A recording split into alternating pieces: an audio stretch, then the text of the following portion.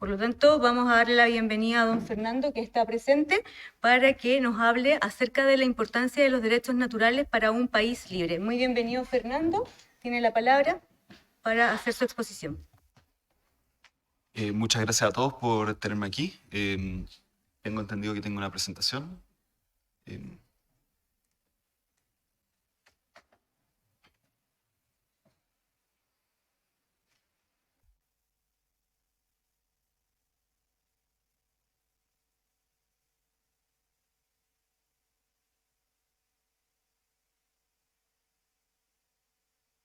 Bueno, por mientras que estamos trabajando en eso, me quiero presentar. Yo soy Fernando Javier Jesús Ursuaot. Vengo aquí como persona privada, sin asociación ninguna, a tocar un tema que puede ser algo controversial, la manera en que lo voy a expresar, debido a que va en contra de muchos de los ideas que encontramos naturales hoy en día en nuestras sociedades.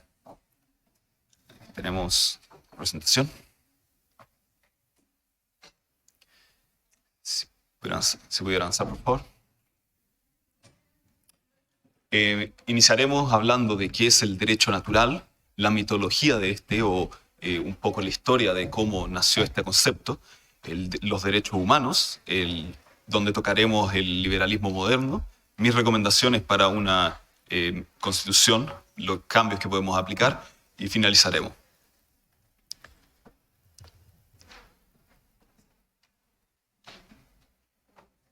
Sí. Ya. Pasamos el índice, por favor. Siguiente.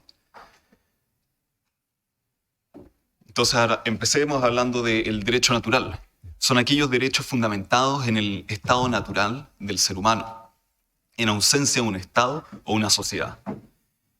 Bajo una visión naturalista del ser humano, ninguna sociedad o estado debiese infringir estos derechos más allá de lo estrictamente necesario, más allá de lo que el resto de la sociedad estime como necesario. La siguiente diapositiva. Ahora se tiene que hablar acerca del Leviatán. Esta es la idea, la mitología de donde nace las sociedades modernas, con la abdicación de el rey James II en la gloriosa Revolución Inglesa. Se estableció que el mandato divino, el mandato de Dios, proviene acerca de el poder cirúlico de los dios hacia el rey y de cómo el rey trata a sus vasallos, o en estados modernos, cómo los estados tratan a los ciudadanos. Esto quiere decir que los derechos naturales son objetivos y jerárquicos. Es muy sencillo observar a la naturaleza al pensar en el hombre natural y darse cuenta de cuáles son los derechos que debería tener esta persona. El derecho a la libertad de expresión, el derecho a la libertad de pensamiento y agrupación. Todos estos son derechos que tenemos desde una naturalidad del ser humano y que son los estados los cuales pueden resguardarlos, regularlos o oprimirlos. Siguiente diapositiva. Ahora hablemos entonces de la diferencia que existe con los derechos humanos. Son aquellos derechos a los cuales se califica por virtud del ser humano, de ser humano. Estos significa que son derechos extremadamente o altamente subjetivos y egalitarios. Uno por ser humano recibe estos derechos. Es un egalitarismo puro.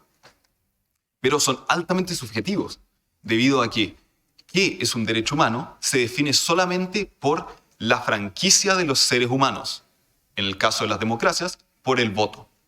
Y su implementación lleva a expansiones estatales, las cuales pueden ser sin intención, pero son inescapables por la definición del derecho de los derechos humanos.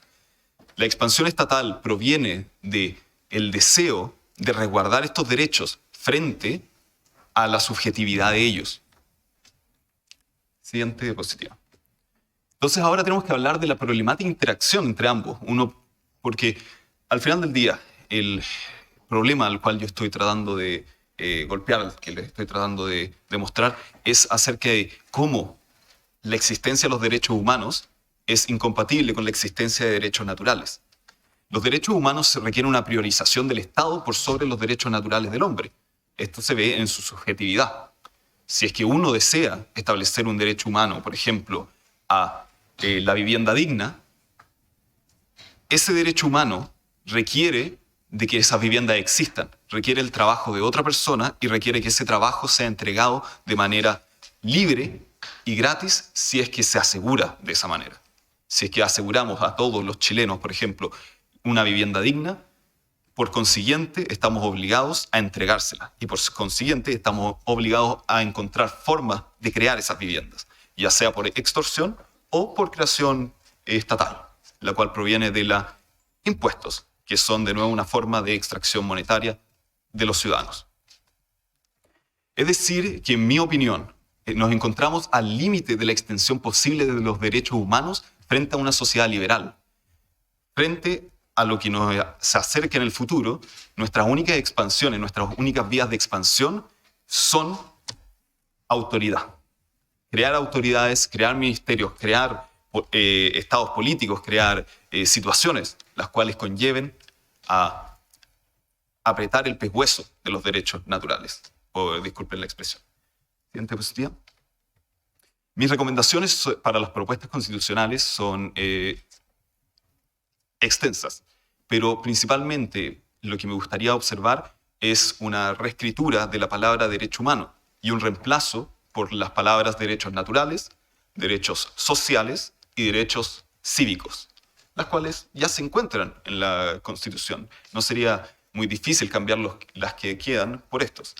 Y una jerarquización de estos derechos. Los derechos naturales, por concebir los estados liberales modernos, deben ser dejados en el pináculo de esta jerarquía, seguidos por los derechos civiles, quien se encargarán de establecer cómo el Estado se debe comunicar con las personas, y finalmente los derechos sociales, los derechos que nosotros estamos dispuestos a entregar a nuestras sociedades, a nuestras personas, de una manera social. De esta manera nos permitiría entregar guías claras para el futuro. La Constitución no solamente va a terminar el día de mañana cuando se firme o cuando se vote. La Constitución se va a terminar cuando deseamos cambiarla. Y eso puede ser en 25 años más, 50 años más. Una Constitución que filosóficamente está en contra de las libertades naturales del hombre o que busca reprimirlas de alguna manera, es una Constitución que está destinada a la demagogia, al sofismo, a la argumentación emocional.